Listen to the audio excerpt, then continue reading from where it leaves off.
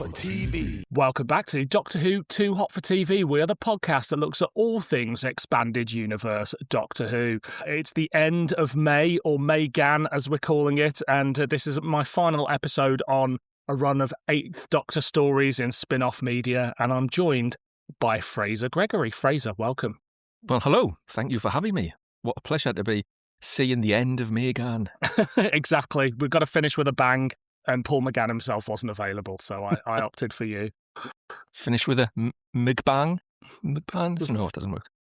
Go with it. I'm with it. Frazer, I've had you here before, but you're on with Joe Ford, so I didn't ask my normal question that I usually open up with, which is, how did you become a Doctor Who fan? Back in 1988, a Dalek flew up some stairs, threatening Sylvester McCoy, scared the shit out of me, and I've been a fan ever since, is the short version. So does that mean Daleks always flew for you? Yeah. I mean, growing up in the 80s, Daleks was something that was very, zeitgeisty. Everyone knew what a Dalek was, and it was scary. So I remember, Wednesday evening in October, sitting down watching Wogan, because there's no else on the telly, with my grandma, because my mum was out at Brownies, so my grandma had come out to babysitters. Doctor Who was announced after Wogan. I think, oh, yeah, I'll probably enjoy that. I'll give that a watch. Sat through the first, 23 and a half minutes of Remembrance of the Daleks Part 1. The Dalek starts to ascend the stairs, shouting exterminate, exterminate, exterminate, and doing anything but. Sylvester McCoy, as the Doctor, gets very scared by this, and so do I. To the point where I get banned from watching next week's episode by my grandma. Wow. Because it was too scary. So what she made me do is she made me video it and watch it the following day when my mum was home.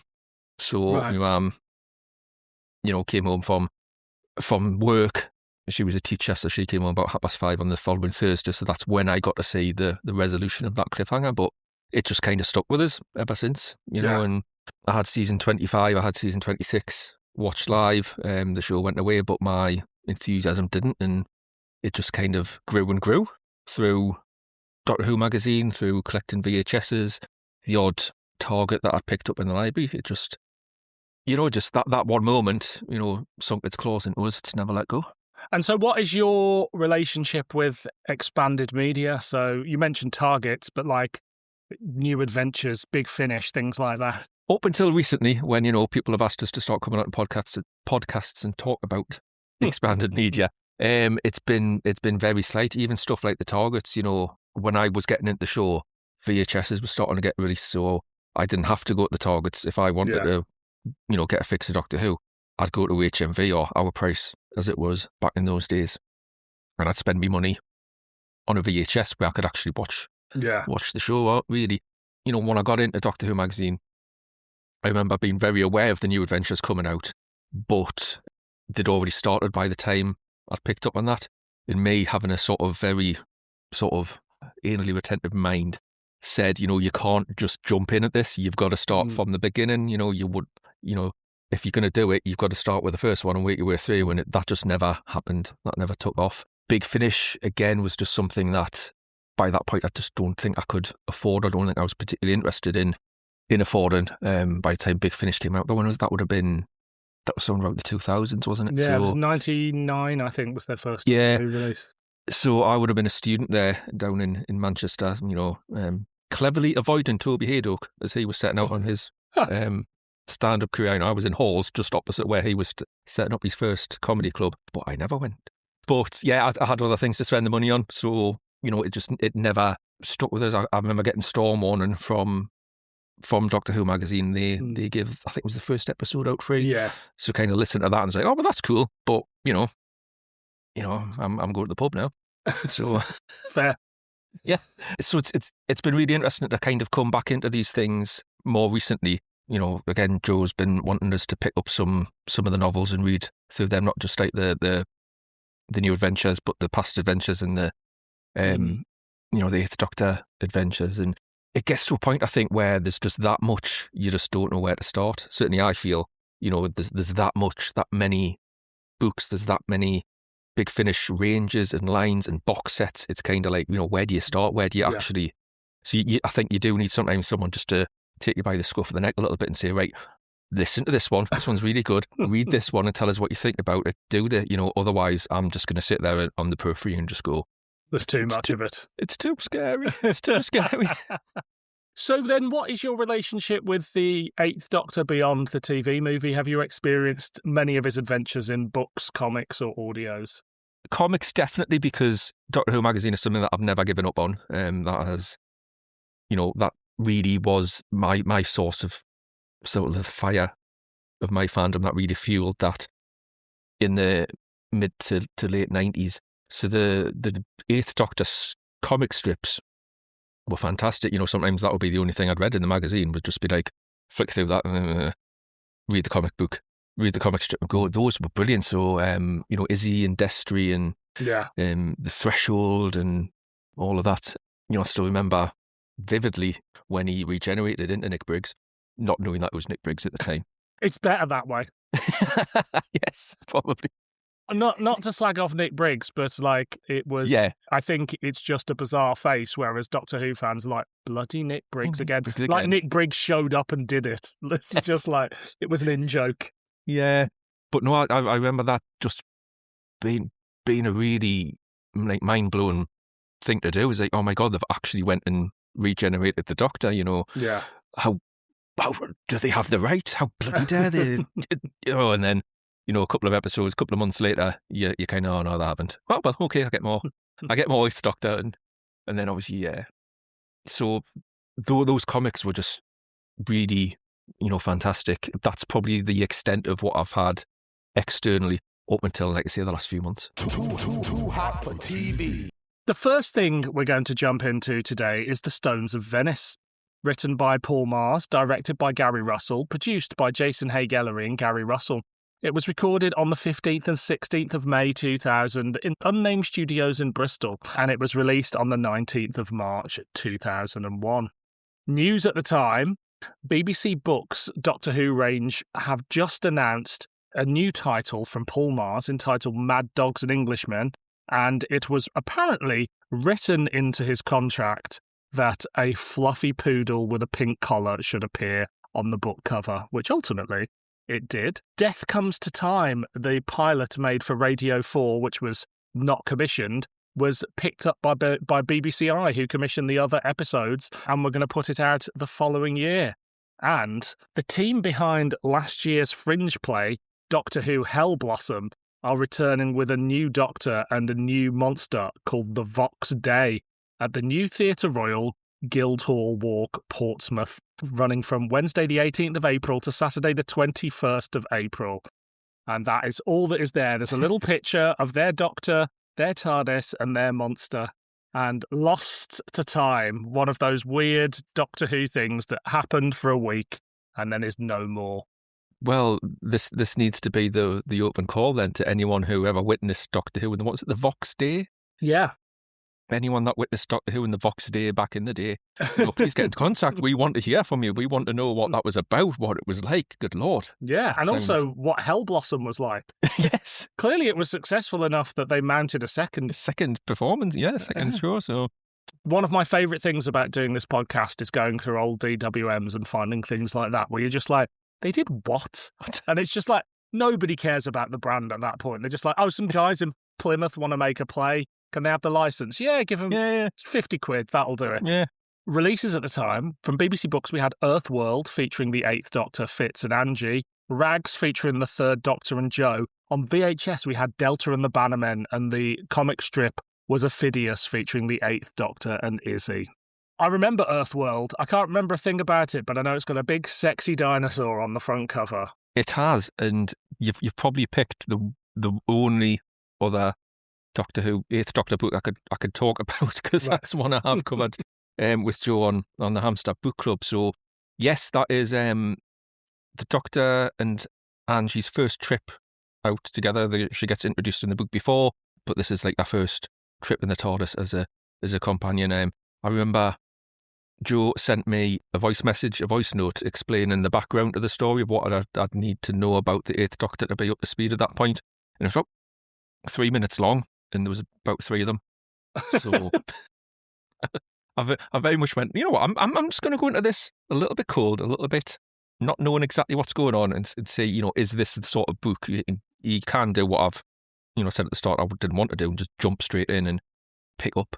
But yeah, there's a big 60 dinosaur on the front. There's lots of running around. There's a little bit of nonsense. It doesn't quite sit well in a Doctor Who book for me, but other than that, yeah, it's a fun little. It's very Douglas Adamsy and a bit Paul Marsy as well. Oh, nice. Maybe I'll dip back into that one. Who knows? And Rags is something we've covered on this podcast before. It is a dark and violent take on Doctor Who. It's really, really not the show that you know. No, but it's quite interesting. Too hot for TV. The Doctor and Charlie attempt to take a holiday, only for the TARDIS to land them in a far future Venice on the eve of its final destruction, as the city prepares to sink beneath the sea. What begins as a melancholic visit quickly becomes complicated by a tangled web of local intrigue, a grieving aristocrat obsessed with his lost love, a fanatical cult awaiting her return, and a secretive, amphibious underclass plotting rebellion. As the Doctor investigates, strange events, including a missing corpse and rumours of an ancient curse, suggest that the city's fate is tied to something far more complex than the simple legend. Separated during their investigations, the Doctor and Charlie become entangled in different aspects of the mystery, uncovering the truth behind the supposed curse and the identity of the long-dead woman at its centre. The Doctor ultimately reveals that the events afflicting Venice are the result of advanced alien intervention rather than supernatural forces. With the aristocrat and his lost love reunited, they sacrifice themselves to avert the city's destruction, and Venice lives on. Too hot for TV. So, Stones of Venice. Basically, I picked both of these today. I wanted to get something for early on in the Paul McGann release range, and this is the earliest one that we haven't covered before. And I wanted to get something fairly recent, and so we've gone for one of the Audacity audios that we'll talk about later. Yep. But Stones of Venice, is it one that you've heard of before or heard before? Are you aware of its reputation, anything like that?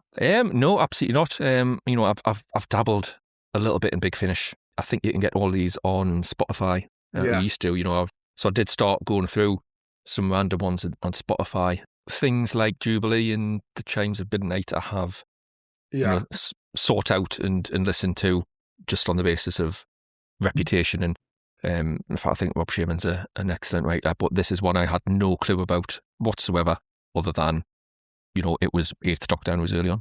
So this is one I remember listening to at the time. I must have heard it a couple of times since. It's got a reputation of being, a bit of a banger, and I think it's one that's earned.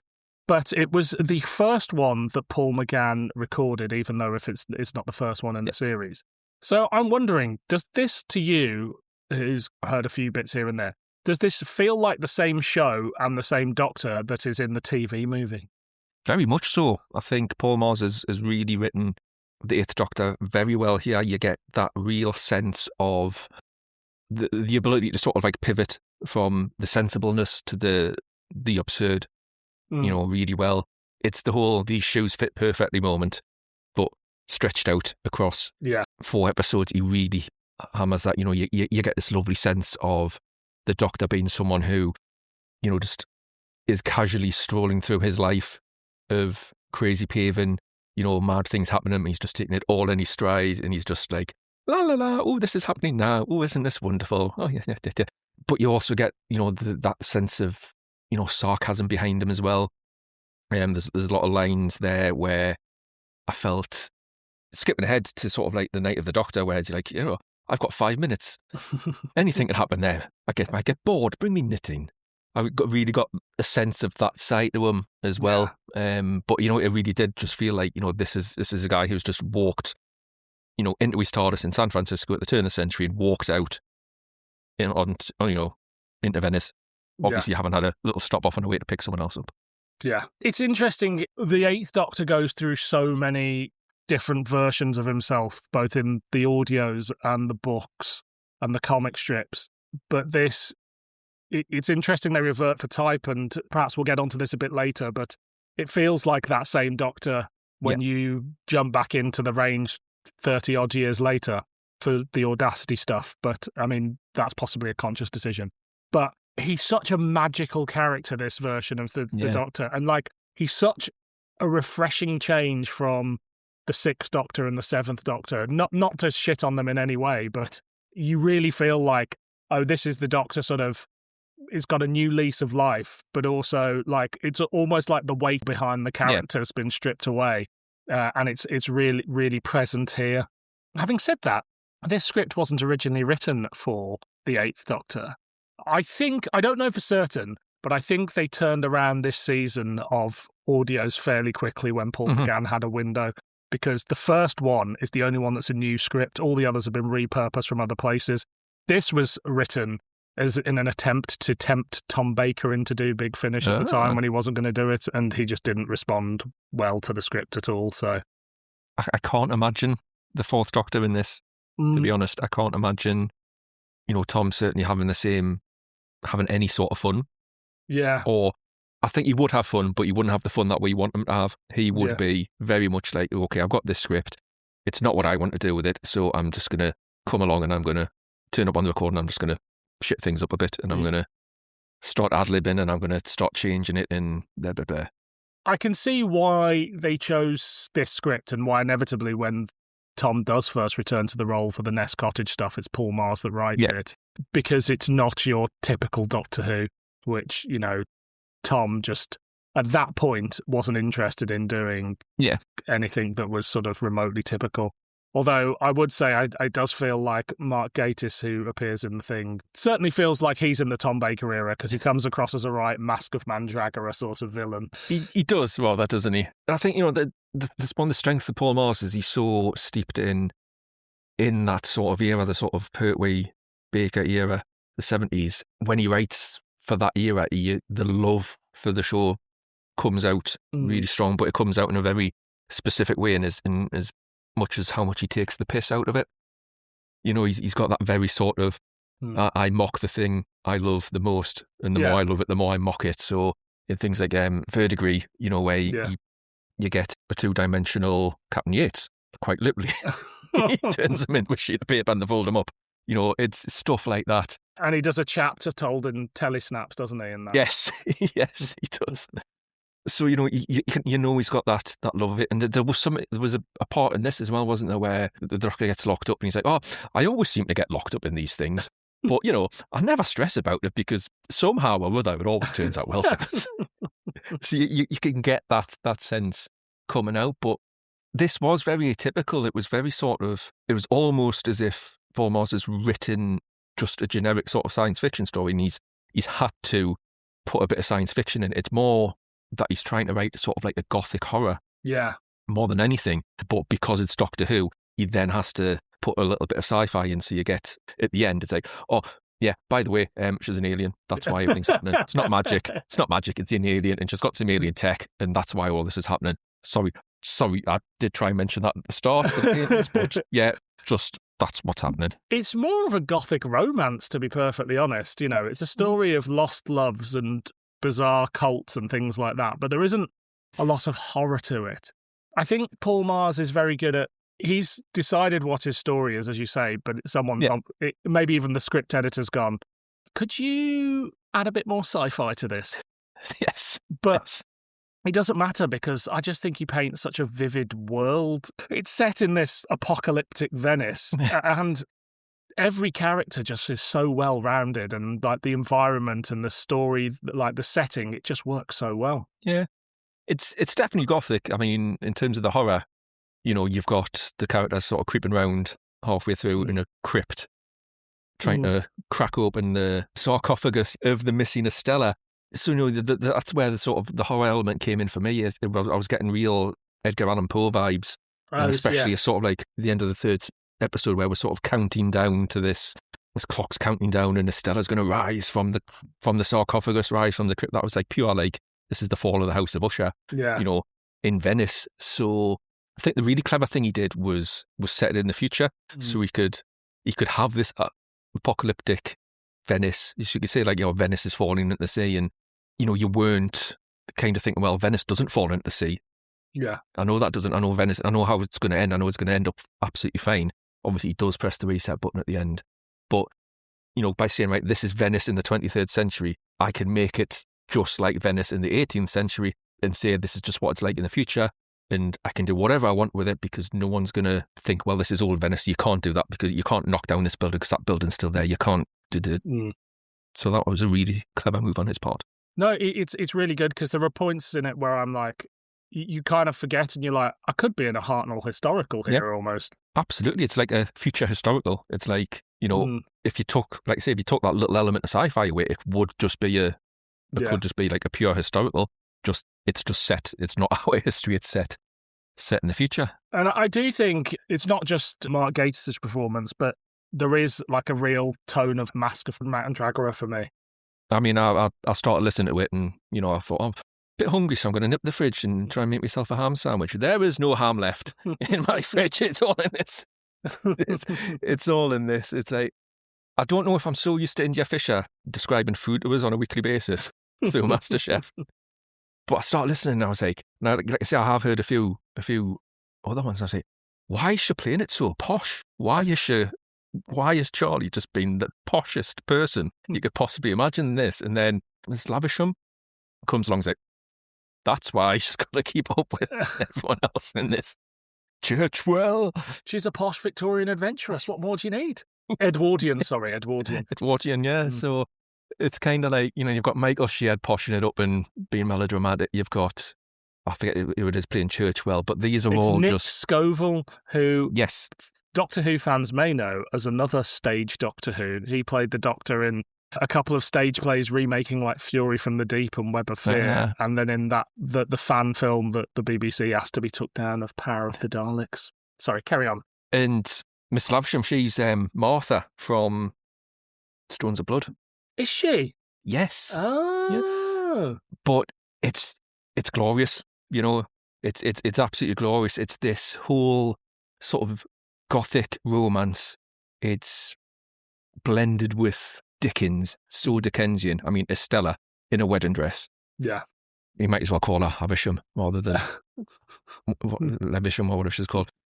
And it's just so overplayed, but it works. It really works. The lines that Mars has given them all. When you've got Michael Sheard shouting, "You decrepit harridan."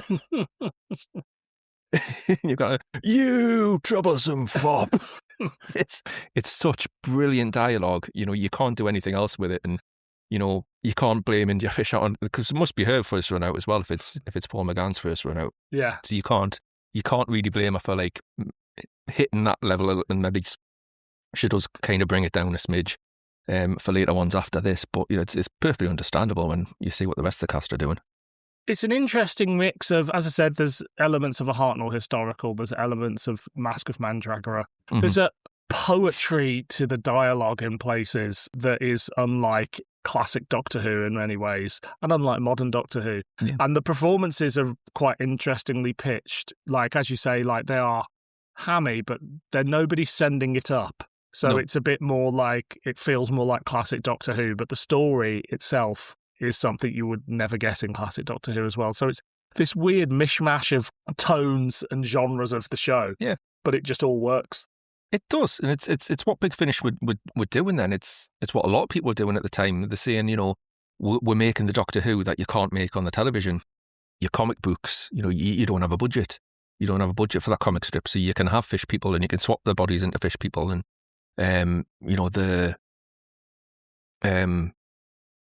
the books, you don't even have to have an artist for that. It's all just in your imagination. So you can, the breaks are really further off there. And going into the Big Finish when they first started, the first ones that they're doing are all sort of, multi-Doctor adventures. It's right from the start, it's sandbox stuff. It's kind of like, well, yeah, what happens if I do put an older Doctor, so like the 7th or the 6th Doctor, what happens if I do put them in a first Doctor story?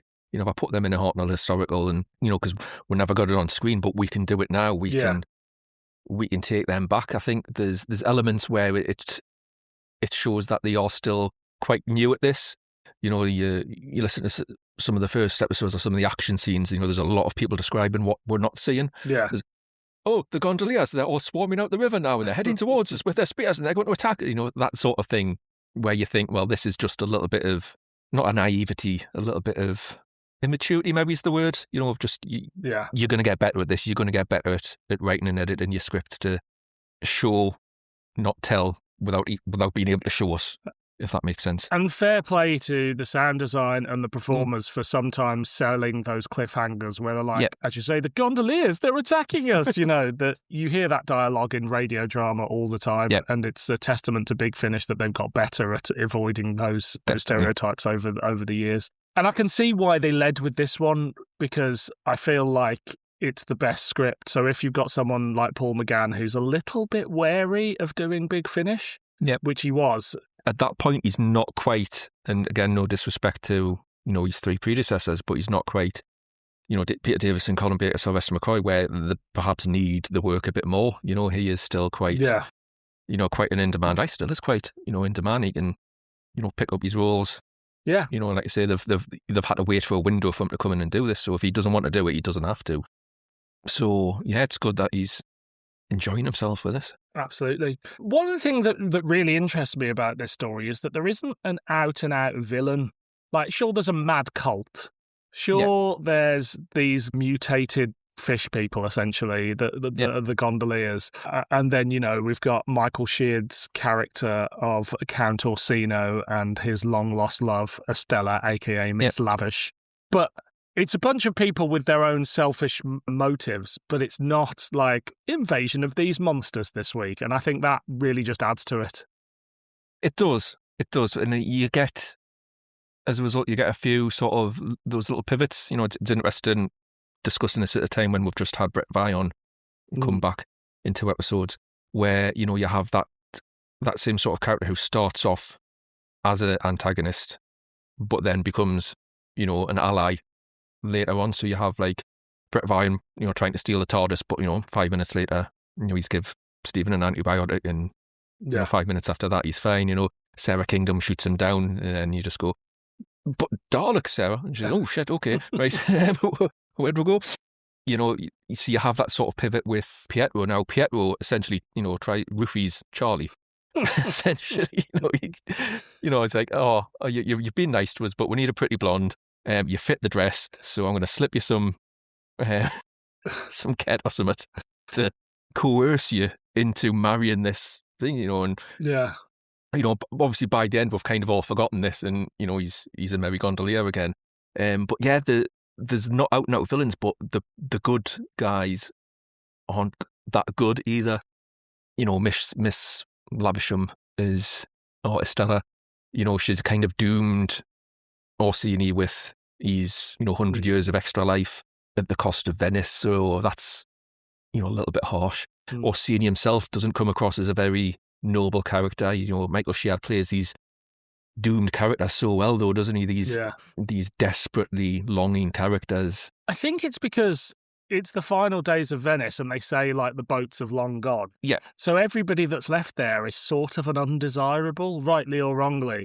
And there's no law, and it's the last days. So I get the impression that these people aren't always like this, but when everybody's going to die anyway, they just... I mean, the cult definitely is, but everything's amped up. So actually, the undesirables of society are on their final days, and they just go, fuck it, we'll do whatever it takes. Yeah, pretty much. And that's with Orsini, because he's kind of like, he comes across as this sort of like, doomed romantic to start with. He's like, "Oh, I'm church well, I've lost my Estella, she's going to come back. Will she love me? Will she still love me?" And then he gets to his ball and he's just like, "You're a horrendous old woman. You're a toady fish man. Get out my sight. I want to party now."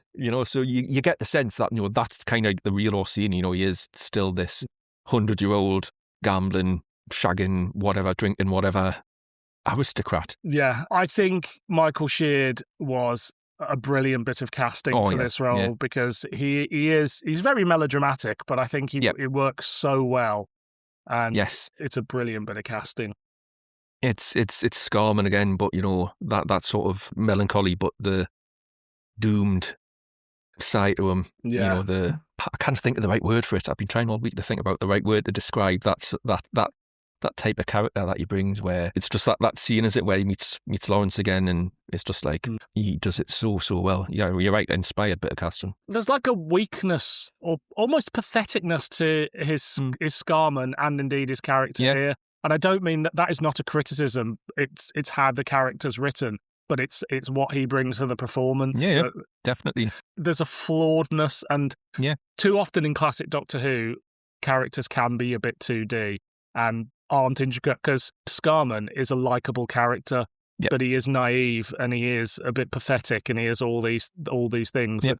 And this is that character just sort of amped up a bit, I guess you'd say, because actually this one's not very likeable, but also kind of likeable at the same time.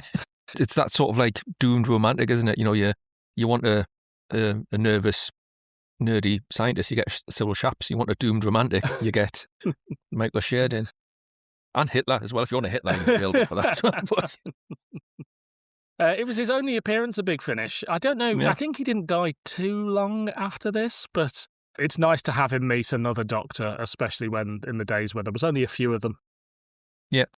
What do you think then of Charlie and the Eighth Doctor, or Paul McGann and India Fisher, their relationship in this first story? In this first one, I think it's really good. You know, you get a good sense of Charlie as, yes, she is, you know, the Edwardian toff, as it were. You know, she's a bit of an aristocrat, but she, you know, she's the adventurer as well. And you don't get the princess thing with her, which could have been so easy. So you do get the sense that she is a suitable companion, as it were. You know, she's obviously got her morals right, you know, despite being aristocracy. You know, she's looking after the little, you know, she's got an eye on the little men, as it were, and the lower classes. So having someone from that time, you could have so easily, you know, got that quite wrong, but it works well. And obviously there is a lot of chemistry. There's a lot of work going on there between, you know, India Fisher and Paul McGann as well, which really brings it to life. So it's a good one. It's the one that I think, cause they've already introduced Evelyn Smythe by this point, haven't they? So this is sort of like the second go they've had at creating their own bespoke companion, as it were. And I think credit to them, fair play. They've really done a good job with it. Absolutely. And you could not tell that this was their first time recording together, in a way that when you watch perhaps Four to Doomsday, you're aware this is a lot of people doing it for the first time. Yes. And I think that's a testament to both the cast members and the writing, that their relationship feels so fun and like it's working. And what you get with Charlie, I think, is something that is sorely missing from a lot of 80s Doctor Who, of just somebody that wants to be on an adventure with the Doctor. You don't really get it in the 80s until Mel shows up, like, who actually wants to be there and isn't a bit of a dick. Like, Adric wants to be there, but he fucking hates everybody. And everyone hates it. Yeah. Turlo wants to be there, but he's a sarky twat who's trying to kill the Doctor for 3 stories.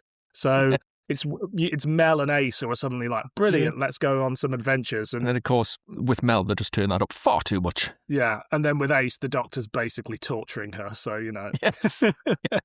This is like another go, a bit more of a trad companion of like, oh, what would it be like touring the universe with this amazing man? Oh, it'd be pretty fucking great, actually.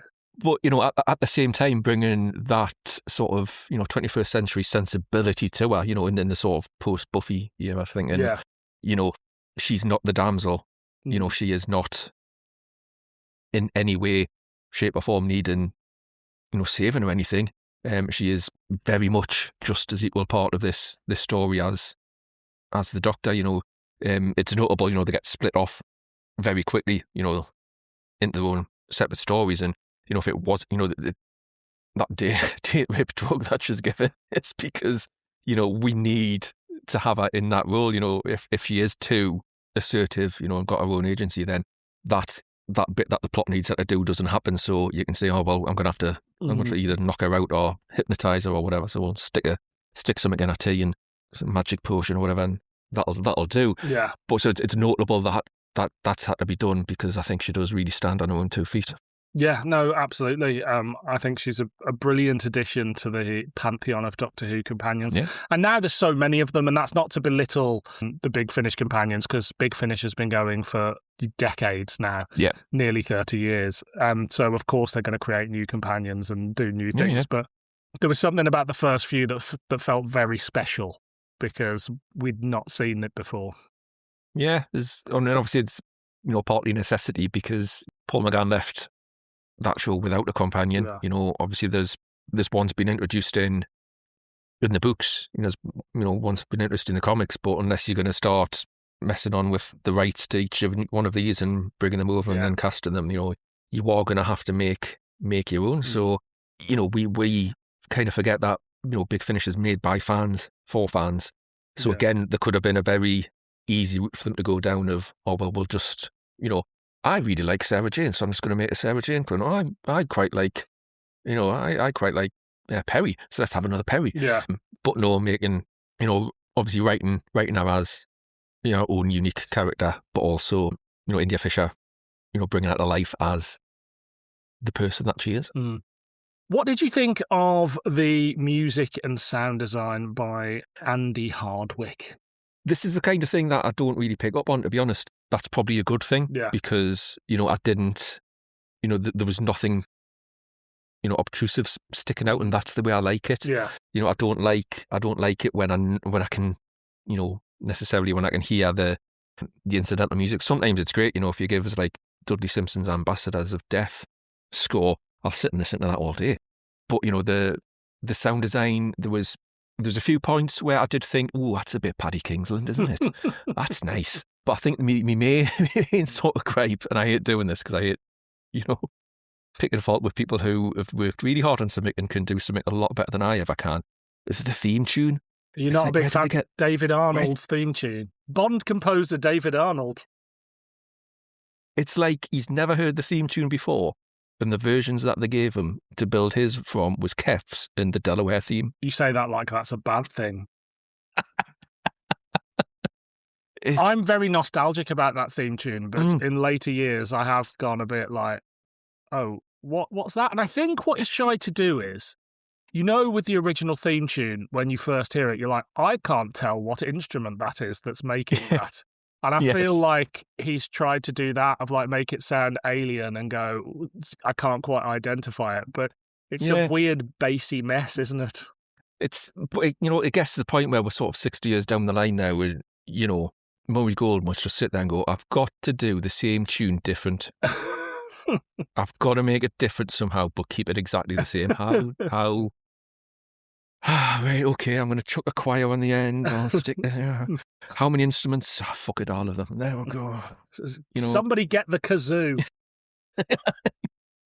Yeah. At some point, we're just going to have a ukulele theme. I'm here for it. Ding. As I said, I'm nostalgic about the theme tune. In terms of the incidental music here, there's a very ethereal, sort of floaty vibe for it, and it's quite different to most Big Finish stories, and I think it works really well for this. But you're right, it's not a big bombastic score that you're going to be humming the next day. Yeah. Like, I couldn't hum a single thing from it, but I just kept thinking, oh, this is lovely, and it's really added to sort of tone of it all. But yeah, like I say, that's what you want your incidental music to be. Like, that's what you want. Yeah. In terms of the sound design, we've got underground cellars, crypts, we've got palaces that we need to go into.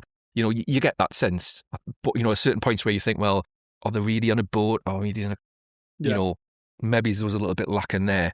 But other than that, spot on. I think sound design only really becomes noticeable when it's done badly. So I think you're right. It is one of those things of like, unless you're listening to like something super immersive where it's like the sound design is almost a character in it. But for me in audio, it's when it isn't clear what's going on, or the sounds are really weird and off-putting that it takes you out of the story. But this is, I'm just going along with the story and I'm not considering it too much. Absolutely. Like I said, it probably adds more than anything. Like I said, a couple of points, bit Paddy Kingsland-y, but that's the sort of thing you want for a story like this. You want that little bit of, etherealism, like you say. Exactly. Do you have much more to say on this one? I think the only thing I would say is, I love Michael Sheard. It took us a little while to think, I know that voice, where's that from? And that was a great bit of casting. I was kind of left the second time I ran through just thinking, I wish Jack and Pierce had been available for this. I wish, that maybe he's had the money, the gumption being a bit further down the line where they could have picked up the phone and said, you know what, I've got the perfect role for you. And, putting her as Estella or Miss Lavish, I think she would have brought that right level of melodrama and camp and diva to the role. Do you know, now you say that, because I think Elaine Ives Cameron, who plays the role, is great, Yep. but there is something weirdly more believable about Michael Sheard and Jacqueline Pearce being in those roles and being madly in love, and the sort of couple that one of them would gamble the other one away. Yes. So I see what you're saying. I mean, I think all the support cast do a great job. It's early days of Big yeah. Finish, so, Yeah. you know, there's a couple of guest cast. Nick Scoville's a fan, but a professional actor. Barnaby Edwards is a fan, but a professional actor. Mark Gatiss, same. Like, they're very much part of their repertory theatre of supporting actors, and then they get in a few guest cast like Michael Sheard and Elaine. I think they all just work so well. It's a very well cast audio for what it is. No, definitely. That's just a minor sort of what if sort of thought. Overall, I just think it's a lovely, lovely story. It takes a lot now, I think, for me to be really engrossed in a 2-hour Doctor Who story, because we're so used to 45, 50 minutes, be it on audio or on TV, that 2 hours can drag somewhat, but it doesn't drag, I think. No. It's a lovely poetic story, and I will dip into it again at some point in the future. Yeah, definitely a lovely sort of gothic-y, romantic Dickensian tale with a little sprinkle of sci-fi. Yeah, a little sprinkle. There's a little tiny apocalypse and a little tiny alien twist, but that's it. That's it. And then we must rate it. Is it a clanger, a banger, or an average meander? For me, it is a banger. What say you?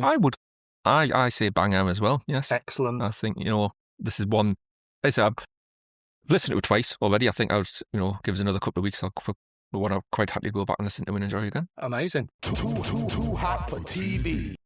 So the next thing we're looking at is The Time You Never Had, which is part of a box set called Causeway. It was written by Tim Foley, directed by Ken Bentley, produced by David Richardson, and was released on the 18th of November 2025. News at the time: a broadcast date and a trailer landed for War Between the Land and the Sea. The Sea Devils was getting a new edit and new music and being put on BBC 4. And Doctor Who will return at Christmas 2026, but the Disney deal is over. Nobody was surprised. No one at all. Did you enjoy The War Between the Land and the Sea? I did. It was. It wasn't what I expected it to be, which is sometimes a good thing and sometimes not a good thing. But overall, sitting for, was it 3 weeks? 4 weeks? Yeah, it was enjoyable. I liked it. Yeah, it was a diminishing returns. I started off really enjoying it, and by the end I was a little bit like, ugh. But, No, I was a bit the opposite. I was, I think this is started off, okay. But then, when you got through it and, certainly by the time they were going down in the diving bell and killing off all the Sea Devils with a Monjaro jab, then... The Monjaro? Yeah. Yeah. In the middle of the night. Fair. So, other releases at the time, we had Bernice Summerfield, The Dalek Eternity 3, Torchwood, The Flawless Man. From BBC Books, we had The Moon Cruise, featuring the 15th Doctor and Belinda. Also from Big Finish, we had The Lioness in Winter with the 13th Doctor and Yaz. BBC Audio, we had Mission to Magnus, the audiobook, and the comic strip was Field Day, featuring the 15th Doctor and Belinda. The only one of those I have had anything to do with is The Lioness in Winter, which is another bit of 13th Doctor, which I love. I will have read that comic, but I can't remember. Are you still with the comic strip when you buy them out? Oh, yeah. Wow. Yeah. Look at that. Yeah. Flick through. What I tend to do now is flick through, see if I recognise anyone's name anywhere, and then read that bit, and then go back and read the comic, and then if there's anything else. Nice. Interesting. I'm afraid I'm not a subscriber anymore, but, Well, it's really annoying because I've been a subscriber for a decade. No, probably not. Well, potentially, yeah. Certainly a long time, and they'd never put the price up. Yeah, I cancelled mine just because I was not reading it, and I was getting 12 issues for about 40 quid or something like that. Yeah, but they've caught up with us now, and They upped your prices. Yep, I got a letter. We noticed that you've not paid the full price for some time now, so we're going to start charging. Fair. Bastards. But it's one of these things where it's like I've still got them all. I think I've got 5 or 6 in maybe a dozen gaps. But other than that, I've got a full set since like 1994. So if I stop it now, Yeah. that's like, no, does not compute. no. It's like taking the Ravens out the tower. Nope, can't be done. I moved to London 20 years ago, and about 6 or 7 years ago, I'd got every issue that I'd bought since I moved to London, and they'd just sit in boxes and boxes and boxes, and one day I just put a thing on Twitter going, does anybody want these? I can't bear to bin them, but somebody take them, and some guy was like, I'll do it, and he showed up, and I just handed them all. Sad times. What a score that was, yeah. But I wasn't going to try and sell them because I didn't want to be like, because some of them were knackered, some of them were in good condition. And, like, what am I going to do? Go through 200 magazines and go, this one's got a slight crease on page 2. So it was just easier to say free to a good home. Free to a good home, absolutely. No, they're all in the loft, to be honest. I keep taking, a box up every now and again into the loft, but they're all up in there. Yeah, good run, that, man. Good run. Gathering dust. Good. Well, like I said, it's such a... They went through spells, where it's kind of like, well, there's nothing I'm interested in here. But I didn't know what I didn't know at that point. If I'll go back now, I'll be like, oh my God, there's an interview with the cameraman that shot the quarks or whatever, and I'll be like, get in. Yeah. But at the time, you're just like... But at the same time, it's like, when you're doing your archaeology on the show, when you haven't got the internet or you haven't got iPlayer, and you wanting to find out about these stories, then... something like Doctor Who magazine where they're doing, these are the 30 greatest moments in all of Doctor Who. Yeah. And that sort of stuff was like absolute manna from heaven for me. When I was 10 years old, the idea of reading an interview with Barry Newbury or something was the most boring thing in the world. Now I'm like, there's an interview with Barry Newbury. Barry Newbury. Someone's that, and I'm just going to go get it. Too hot for TV. The Doctor, Charlie and Audacity's travels are violently disrupted by a time anomaly that nearly tears the TARDIS apart and almost kills Audacity. They arrive in Copenhagen in 1997, where they discover the Causeway Corporation, a powerful secretive group that has appeared from nowhere and is developing time travel for the masses, using a time fissure under the sea caused by a time ship crash in May 1996. Causeway inexplicably knows a great deal about the Doctor, heightening his suspicions, while Audacity, still traumatised by her recent near-death experience, begins sympathising with Causeway's ideals of democratising time travel. This ideological clash strains her relationship with the Doctor, and Charlie tries to mediate. A new temporal surge then strikes, splitting Audacity into two divergent versions. One remains with the Doctor and Charlie, the other is hurled into an alternate dimension called the Oculus, where the Silurians, not humans, became Earth's dominant species and mastered time travel. In this parallel world, Audacity is rescued by the Silurian scientist adventurer Mr. Barabbas, a Doctor-like figure with whom she spends several years exploring the Oculus and ultimately accepting this new reality as her home. Meanwhile, in the Doctor's universe, Causeway's escalating experiments cause the fissure to threaten both realities. As the two Audacities' timelines begin to merge, it becomes clear one timeline must be sacrificed to restore temporal stability. Because of his love for Audacity, Barabbas pilots his time vessel into the crashed timeship beneath Copenhagen, sealing the breach at the cost of Barabbas's life and the Oculus itself. The parallel universe collapses, but its Audacity's memories fuse into the surviving Audacity, who returns to the TARDIS profoundly changed, carrying 5 years of experiences with Barabbas. Copenhagen is restored, Causeway's work is apparently wiped from history, yet hints of their mysterious supervisor still linger in the shadows, and the Doctor finds a number 8 symbol burned into his hand, ominously foreshadowing future events. Too hot for TV. So, the time you never had. I'm presuming you've not heard this before. Nope. Nope, this was brand new as well. Neither have I. As I said, I wanted to do something new. This has got a fairly good reputation. Certainly, I remember Joe, Mark, and Luke raving about it in a group somewhere, saying how great it was. Well, pinch of salt with those. Well, exactly. Very dubious tastes. So I wanted to do something relatively new, and I had heard Audacity in a couple of other stories before this and thought she was an interesting addition to the team. But also, why I wanted to do this is because it's 25 odd years later. Yep. But this is set in between seasons 1 and 2 of the MayGann audios. So I wanted to, especially for you, I want to know, like, it's the same team plus one.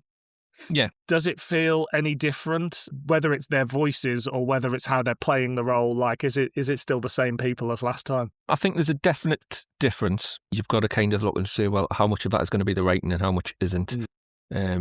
Because, like I say, Paul Margs in Stones of Venice is giving Paul McGann lots of Paul McGannish lines, which I don't quite get as much in this one. This, you don't get that sense, like I say, of this childish wonder of the Doctor just skipping through life and embracing the madness that happens.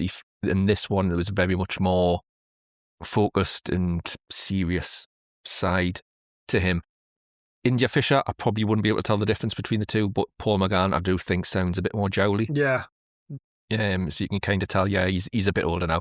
It happens to everyone. It's like, the fourth Doctor ones, I'm pretty sure I mentioned it when we did the Dominator one, you can really tell with Tom Baker now that he is not the same age that he was. But, if we're all lucky enough to live that long, we won't be sounding the same. Yeah.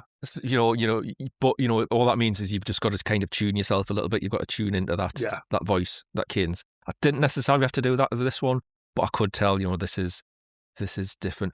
It's really interesting to say this is plonked in between the two of them, because I just thought this must be a lot later on, and he's either ran around with Charlie a bit more or he's dropped her off and picked her up again and whatnot. So again, never heard Audacity before, so but it didn't take anything out. The writing as well, though, but the style of it is so much more modern. Yeah. Series now, we've went from, they're both sort of like 2-hour stories, but obviously you've got one that's split into 4 very classically structured parts, and you've got a very new structured 2-parter here. It's classic RTD finale.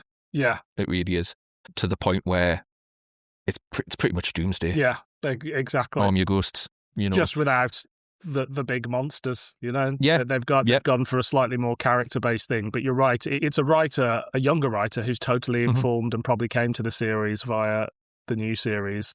Yeah. Even though these stories in the story world are like 3 stories apart, here, 25 years later, it's a completely different style of storytelling. Yeah, and it's got everything that we expect from the new series now. So you've got an arc, you've got, like you say, it's a lot more character based. So there's a lot of, the thing that everyone shits on children for. We'll sit in a cafe and we'll talk about stuff.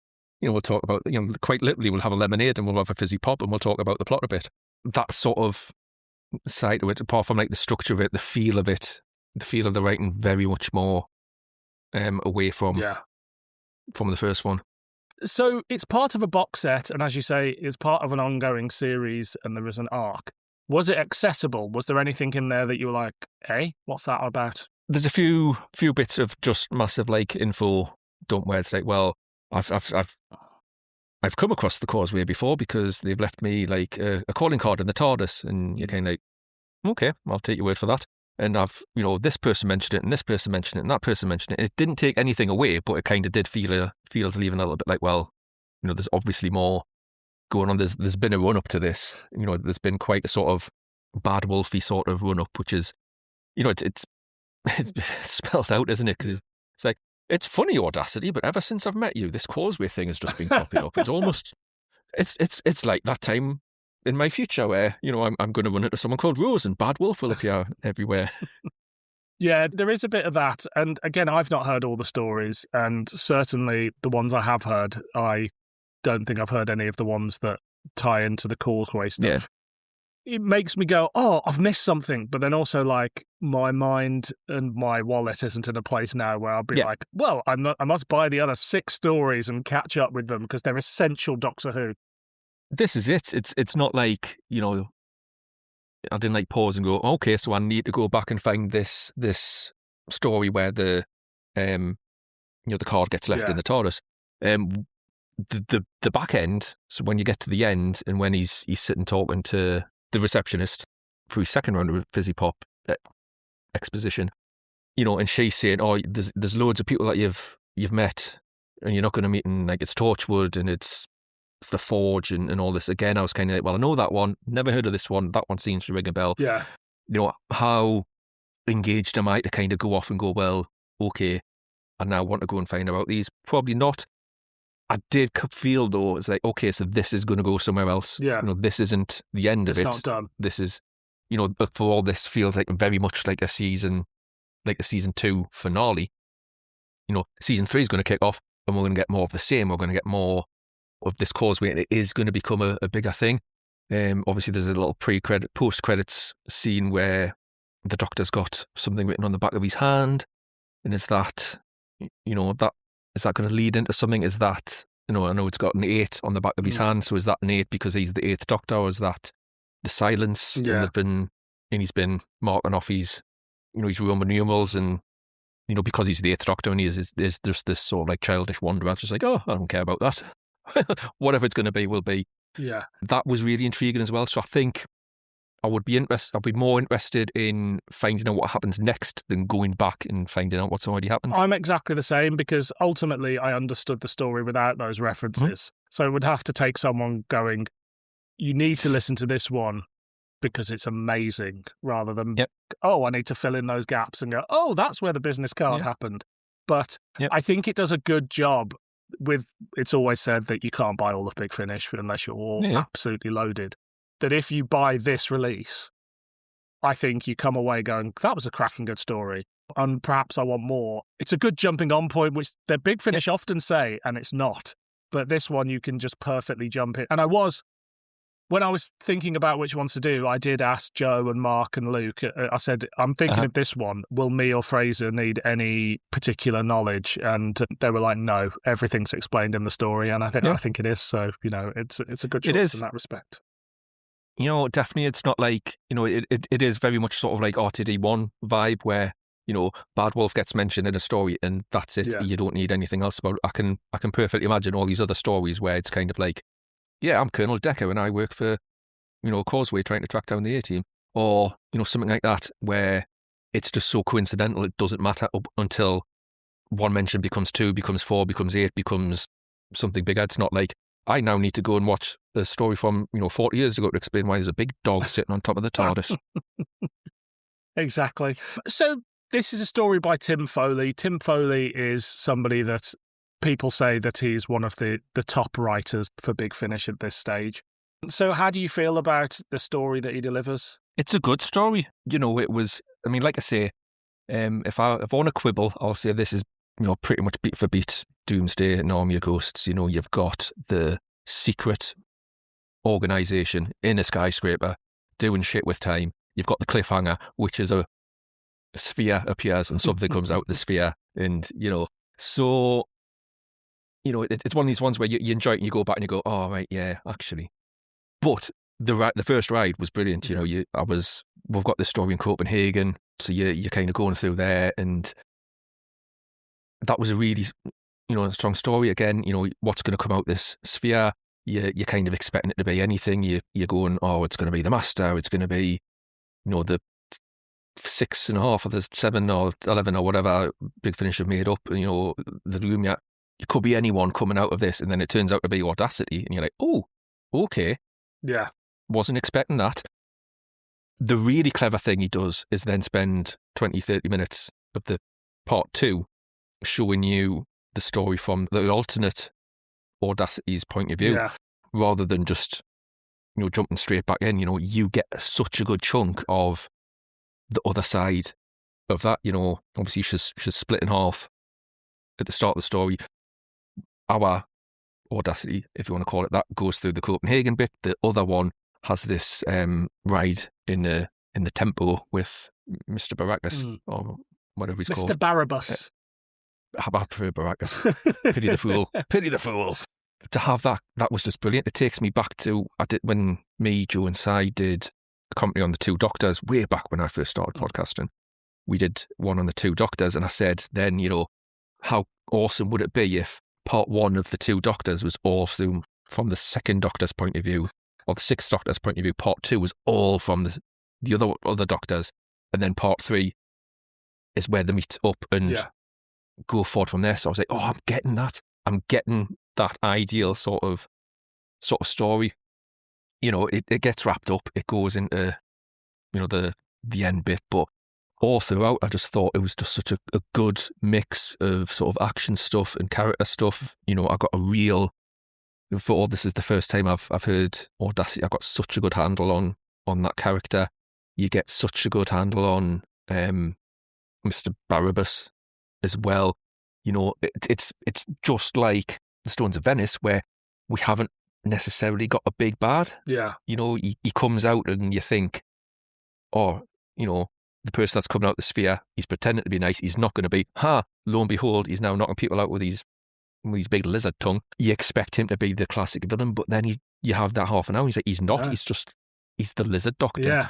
And he kind of falls off the cliff a little bit by the end, and then you have these other two, this Peter Mansfield and his wife to be, who are, again, they're kind of set up as sort of like the Torchwood baddie types. By the end, we've done that pivot again of saying, well, these aren't nice, nasty people. Let's let them have a nice romantic happy ending. Yeah. What a chat up line. Let's go for a drink, eh? Yeah, it subverts your expectations slightly with the characters, and I do think the lizard doctor of Mr. Barabbas is such a brilliant addition, because it's not where you're expected to go. No. Part of me is a little bit like, oh, what's coming out of the ship? And I'm like, it's going to be fucking Daleks, isn't it? And then when it's a Silurian, I'm like, oh, of course it's a Silurian. I don't know what I'm expecting, but it's just a Silurian from an alternative dimension who can travel in time and space. And it feels like in that timeline, most people evolve from lizards rather than from apes. And as a result, you just get this lovely little, and I keep expecting him to turn bad, and then you're just like, no, He's brilliant. Like, give me a series with Mr. Barabbas and Audacity, please. I'm sure you'll get one. Don't worry. But overall, it's a really solid series finale for a series that I haven't seen. And it got, as I said, it got me hyped up. I was like, I'd like more of this. My biggest niggle, and there's an episode of this that you won't have heard, but we've recorded, and it's another Audacity one called The Doctor and Puccini. And there's a much more emphasis in both in this story and that story of Charlie being in love with the Doctor. Yeah. Now, this is something that eventually comes up in the original run, but it's not seeded very well. But that's what makes it more interesting when she finally does decide to go. So I'm kind of a little annoyed at like there's these odd things of like, in this, they're about to die, and the doctor goes, what? She's like, oh, well, if we're going to die, I should tell you. And then the doctor goes, what were you going to tell me? And actually, I didn't need that. I bumped on that a little bit, but I think that's because it's my fan brain going, well, that doesn't happen in series 1 and 2 of the Paul McGann audios. So why is it suddenly happening in that timeline? Yeah. And I think the unrequited love stuff works better believe it or not, when it came out of nowhere. It's a very sort of modern thing, isn't it? And I think when Russell brought the show back with Billy Piper and Christopher Eccleston, that needed to be part of it. You couldn't just have this show turn up in 2004, 2005, where this utterly fantastic man runs through all in time and space with a young, pretty companion, and then not to be anything between them. Yeah. How we managed to get away with it for as long as we did. Someone got rid of the Doctor being a grandfather figure. Yeah. We got away through the 80s without anyone, thinking, well, why? Yeah. So, in terms of that didn't feel necessarily bad. I don't know if it's because I'm kind of used to Izzy more than Charlie from the comics. I was kind of thinking, well, is something going to go on between Audacity and Charlie here? Mm-hmm. Is this where we might be heading with that? But, what you've said there is a whole unrequited love story between Charlie and the 8th Doctor. That makes perfect sense. So that didn't feel incongruous at all. The romance plot that did was actually between Mansfield and the Professor. Was just like, nah, that doesn't work. There's nothing here being sold in any way, shape or form to tell me that this, Professor of Theoretical Physics is madly in love with this. Did I mention I'm from Yorkshire? Yeah, like that happens very quickly, but I kind of wanted them to have their happy ending in the end, but it felt a little clumsy. What do you think then of Audacity, this new addition to the team? Audacity struck me as Madame du Pompadour, if Chris Chibnall wrote her. Fair, I think that works. You take The Girl in the Fireplace, you take Madame du Pompadour, you take all the sex out of it, all the flirting and the dancing and the rest of it, you're left with this really impressive character who is beyond their time. Yeah. This person is not thrown by any of the sci-fi, the space travel, anything like that. And I think that was, what struck me about Audacity. This, don't even know what period she's from really, but it's obviously some time where they use flintlocks, so it's around that sort of time. To have her there and just taking everything in her stride. The real bit where you get the handle on her is in the second part, where she is flying off with Barabbas. And you get this sense of this is who she is. It doesn't matter if she's with the Doctor or with the Silurian, she is just someone, she is an adventurer. She goes out. Yeah. Again, the person that wants to be on the adventure, she loses her voice. She has nearly dies and has her throat replaced by a voice box, and that doesn't hold her back. And I think that could have been a very sort of trite moment of like, well, I'm still up for the adventure, Doctor. But the writing and again the performance, Jay Griffiths. I mean, how lovely is it to have Jay Griffiths back in Doctor Who in a proper role? Yeah. She is. Yeah, you're getting what you pay for her with her, 100%. Really, really strong performance of again bringing this character so well to life. Yeah, she's brilliant, and she fits into that TARDIS team so well. And she's from the Regency era, so you've got Charlie from the 40s, Audacity from the Regency era, and then the 8th Doctor, who is a man from all of space and time, but has a certain, it's a cliche, but that sort of Byronic feel. They're almost these three people out of time wherever they land. And I think sticking them in the middle of 90s Copenhagen is such a nice thing to do. And I know you don't get the visuals and stuff like that, but it's just the writer going, that classic thing that Doctor Who does, why does it always land in Cardiff or London? Yep. And it's just going, there's no reason for it to be Copenhagen, but let's just do it because we can. We can. It's not like the producers wanting a jolly on this occasion. It is just, pick a town, we'll go for it. Again, you're moving away from that limitation of the TV series, and I can set this, and as long as I get a Danish actor in to play the local, happy days. I think you can guess a lot of the time what's going to happen, except for the cliffhanger. But even then, I was a bit like, oh, it's going to be Audacity, isn't it? Because you hear a lady's voice come through the thing. Yeah. But I buy the journey that all the characters go on, even if the romance between Mansfield and Peter Mansfield, his colleague, is a little ham-fisted. The romance or the unspoken love between Audacity and Mr. Barabbas is quite interesting. Yeah. Oh, yeah. And their adventure saga. And it's just a night, like, I like the fact that she comes back to the Doctor and isn't immediately like, well, let's get on with our adventure. She really mourns the loss of him and mourns the loss of a life that a time she never had. Yeah, that was such a sweet thing. It was like, the Audacity that's spent 5 years with Barabbas, comes out and she isn't instantly, oh, I'm back in my time. Yeah. Isn't this wonderful? Oh, let's pick away left off. She is very much like, well, I've had 5 years with this guy. I'm not coming back to you. I don't need, I've moved on, as it were. If, the story had been written slightly different, where it's quite clear that each timeline's going to survive, you can see, well, I'm just going to go back off with him because I'm having such a great time with this guy. Yeah, he's just a lizard doctor, that's all. And I love him as well. Yeah. So I just think all in all, I have a few more niggles with this story than the first one. But overall, I had a great, great time with it. What were your other niggles? It was Mansfield's romance. It was the similarities to Doomsday. And it was the Charlie unrequited love thing. Yeah. But they're minor. All in all, I listened to it in 2 goes, an hour one day, an hour the next. Yeah. And I had a bloody great time. Had a great time as well. I think my niggles would, the actor that's done Mansfield, again, is just too, as you might have suggested, he's a Yorkshireman. It's too high up, it's kind of like, again, I was thinking Bernard Horsfall just the entire time, in proper like Gulliver mode. Right, yeah.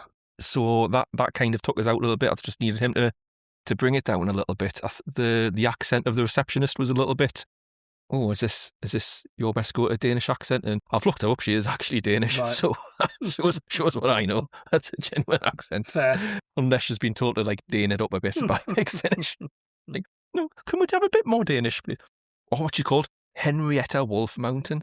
What a name. It's fresh from Toaster London, Yeah. but it is a bang on, Yes, a bang on name there. There was a little bit of the sound design as well, which I did notice in this. There's the bit where they kind of like jump in a car. It's like clip every trip. And that's the only sense you get they're actually in a car. There's no sort of like traffic noise or anything. There's no sort of like, screeching around a corner or the sound of an engine or anything where you kind of think, this is just two people sitting in a chair, not a car. Other than that, like you say, I think really good story, really well written, lots of character stuff, but, some good action as well. And that improvement from when I said last time, we're having the action explained to us, things where like Audacity gets shot. There was none of that. There was none of like, oh my God, you've killed Audacity, you bastard. Although I'm getting the sense she dies quite a lot. Is that right? She died. I've got no idea. She's giving you Rory. Yeah, she died last week. She died this week. It happens when you travel in time and space. Do you have anything else you want to say on the time you never had? No, I think we've covered everything. It's strange, you get the good ones, and sometimes you don't have as much to say as the ones that you haven't enjoyed. No, absolutely. But I mean, for me, it was just nice to hear a new bit of that Doctor with a new companion and an old favourite. And to know that you can still have exciting adventures when you do jump into them is always good. Definitely. And like I say, more than anything, it has actually made us go, oh, actually, I might want to listen to the next few. I might want to see where this goes. Yeah, absolutely. I think I will be checking out the next box set whenever that materialises. So we must rate this. A clanger, a banger, or an average meander? I'm going with banger for this one. Definitely. Like you say, 2 hours flew by. Quite happy to sit and listen to it again. Yeah, me too. It nails most of the character stuff. It's a good plot. It's a good timey-wimey story. It doesn't always go in places you expect it to go. And just a really good bit of Doctor Who with season finale vibes. Too hot for TV. So we've reached the end of our trip through MayGann. If people want to find you on the internet, Fraser, where can they find you? Well, if they're daft enough to want to find us after all that, then you can find me on Twitter at Felix Fraser, all one word. Fraser spelled with a Z, just like Mr. Hines. Likewise on Blue Sky. Blue Sky is probably the best place to go because I post a lot more on Blue Sky than I do on Twitter nowadays for obvious reasons. If you're a Blake 7 fan, then you might want to head over to boxofflashinglights.wordpress.com, where I'm currently reviewing all of Blake 7 in order. At the time of recording, I've just finished episode 4 of Series B, so heading a pressure point this week. Doctor Who-wise, you'll find me on lots of other podcasts because people are daft enough to keep having us on. So places like Trap One, Doctor Who Literature, Library Impossible Things, I've done one of those. If you want to hear more of my introduction story to Doctor Who, you can hear that on that. Most of all, you'll find us on Trap One and Hamster with a Blunt Penknife. Excellent. Well, as I said, this is the end of MayGann. I hope you enjoyed this short run of episodes. In terms of what's happening for the rest of the year, as you know, Too Hot for TV, the podcast that looks at the expanded universe of other franchises, is now a bi-weekly podcast that will run up until probably October, something like that. But fear not, there will be plenty more Doctor Who Too Hot for TV. I'm not doing quite as many as I did last year. That was very special circumstances. I was trapped and alone in another country all by myself, and my only socialising was recording hours and hours of podcasts. But I will be back next month with a brand new episode featuring John Arnold, and we're going to take a look at the Big Finish audio static and the BBV audio punchline. From there, I'll probably roll out a monthly episode for the next few months, and then I have a couple more themed months coming up. I don't know exactly when they're going to drop, but there'll definitely be one before September and another couple after then too. So plenty of Doctor Who Too Hot for TV coming up, just not quite the weekly format that it was for 1 year only. But until next time, I've been Dylan. I've been Fraser. And this has been Doctor Who Too Hot for TV.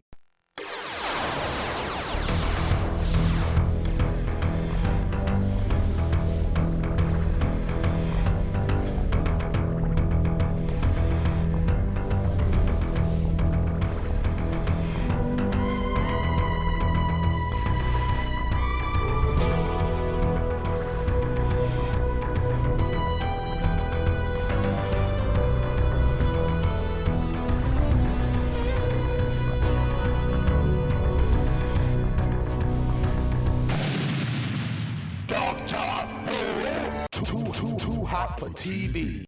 Was it where should I try to run off to with him?